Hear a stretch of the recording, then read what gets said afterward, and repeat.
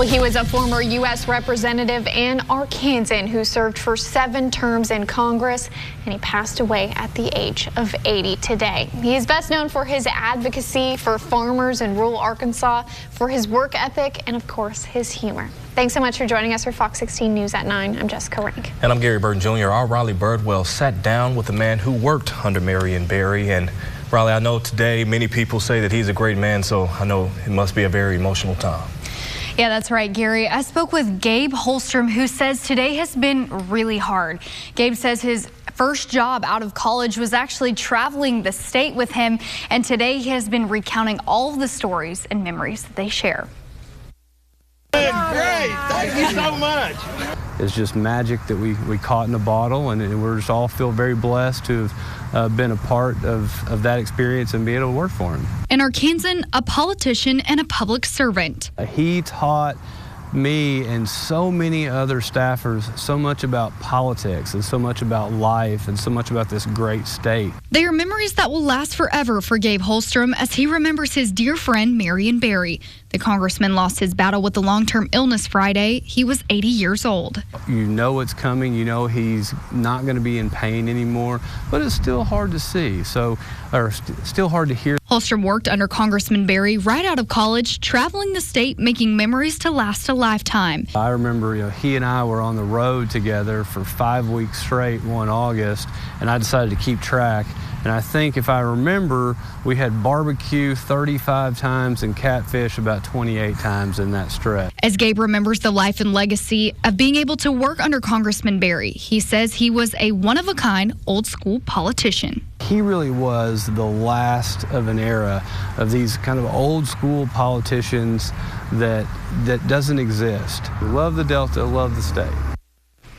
Gabe says he knows his legacy will continue through those who worked under him and those that knew him all across the state and nation. Reporting in studio, I'm Riley Birdwell. Back to you guys. Riley, thank you. Sending condolences to the family. Well, a Fox 16 safety alert. A prisoner from the McGee City Jail escaped custody late last night. According to police, 30-year-old Dwight Overby escaped at around 10:15 p.m. Friday. Overby was in custody awaiting a court hearing on a terroristic threat and firearms charge after a series of felony convictions.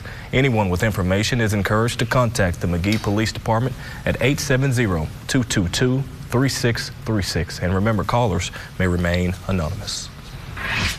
A man is behind bars tonight after threatening drivers in Beebe with a knife.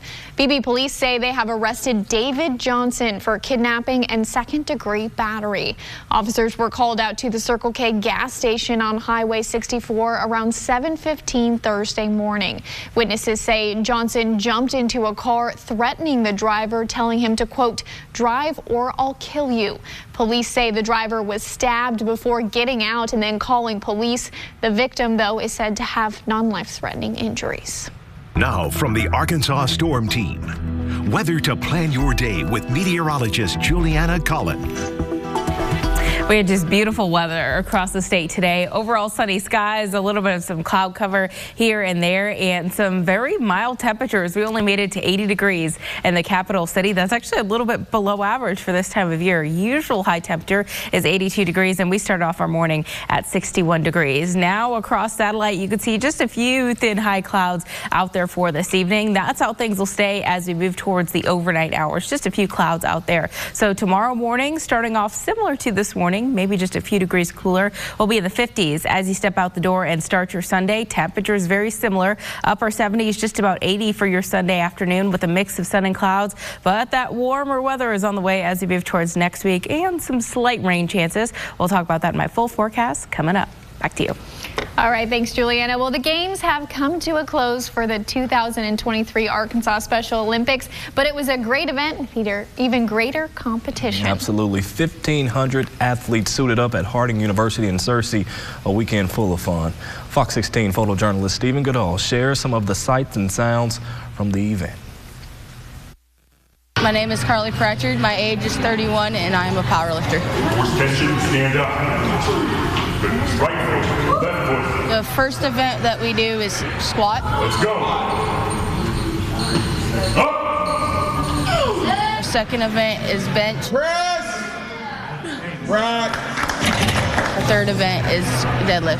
Why? To lift or compete with people that have the same goals as far as not being able to do athletics in school and coming out and actually being able to compete in a certain event with other people with a disability. Carly Pratchett is lifting 170 pounds. I started Special Olympics in high school. When I got out of high school, and my boyfriend at the time's grandma asked me if I wanted to power lift, and that was 7 years ago. I was the very first girl powerlifter in our area. Why? It's amazing. I look forward to this for a year. The fact that I can go out and lift by myself and set personal records is amazing. Just having fun.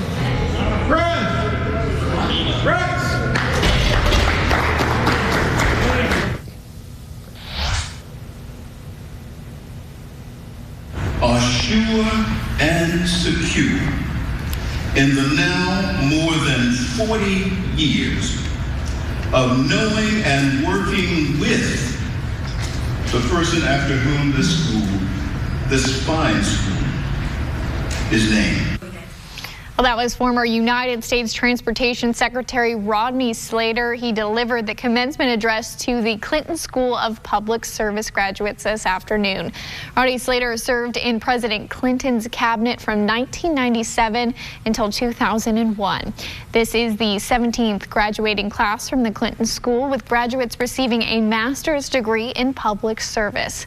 Slater spoke to the graduates about the lessons he has learned in his career and told them that, quote, fate, faith, and fortune beckon. Well, after 2 years of work, a new park has been dedicated near the Bill and Hillary Clinton National Airport. The dedication ceremony was held this afternoon at the East End Community Park on Calhoun Street. The goal of the park is to provide a place for rest and relaxation for those who live near or work at the airport, as well as for travelers. This neighborhood this is a part of the revitalization that will take place in this neighborhood, and so we're just getting started. Mayor, this afternoon, would you please? The airport worked with the East End community members to design the park and invested $600,000 into the project. Well, it's a story you'll only see here on Fox 16. Arkansas is the top of the list for something that's not exactly an honor. The state is the 5th highest for maternal mortality. That's when a woman dies during pregnancy or within 1 year of giving birth. And when it comes to black women, the numbers are even higher. Jayla Robinson was determined to not be a statistic, but still found herself delivering her baby boy 6 weeks early. I knew that a lot of women die in childbirth. A lot of women that look like me die in childbirth. And you ask the question of, in 2023, why are we dying having babies when our bodies are supposed to do this on their own? We took that question to the experts to get answers. Fox 16's Ashley King investigates maternal mortality in Arkansas Monday on Fox 16 News at 9. Well, a duel of minds and strategies was underway at a chess tournament today in Little Rock. Never been able to play chess. When we return, see the fierce competition and who went home with the victory. Stick with the